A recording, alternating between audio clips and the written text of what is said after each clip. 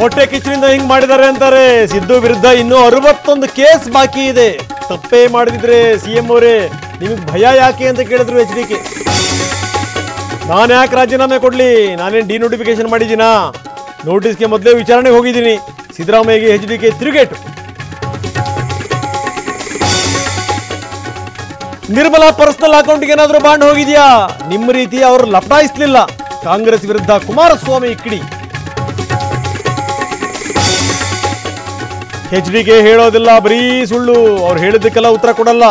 ಕುಮಾರಸ್ವಾಮಿ ವಿರುದ್ಧ ಸಿದ್ದರಾಮಯ್ಯ ಕೆಂಡಾಮಂಡಲ. ಮೈಸೂರಿನಲ್ಲಿ ಸಿಎಂ ನಿವಾಸ ಖಾಲಿ ಖಾಲಿ. ಸಿದ್ದರಾಮಯ್ಯ ನಿವಾಸದತ್ತ ಸುಳಿಯದ ಬೆಂಬಲಿಗರು. ಲೋಕಾಯುಕ್ತ ಕಚೇರಿಯಲ್ಲಿ ತನಿಖೆಗೆ ಸಿದ್ಧತೆ.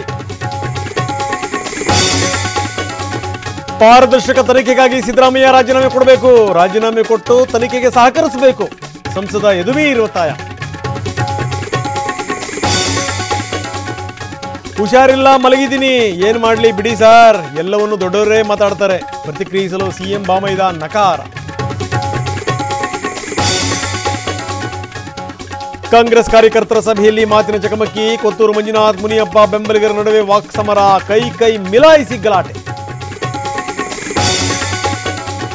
ಐಶ್ವರ್ಯ ರೈ ಮಗಳನ್ನ ಹ್ಯಾಂಡ್ ಬ್ಯಾಗ್ ತರ ಬಳಸ್ತಾರೆ. ಮಾಳವಿಕಾ ಹೇಳಿಕೆಗೆ ಐಶ್ವರ್ಯ ಪ್ರತಿಕ್ರಿಯೆ. ನನ್ನ ಮಗಳು ನನ್ನ ಜೊತೆಯಲ್ಲಿ ಇದ್ರೆ ನಿಮಗೇನು ಸಮಸ್ಯೆ ಅಂತ ಕೇಳಿದ್ರು ನಟಿ.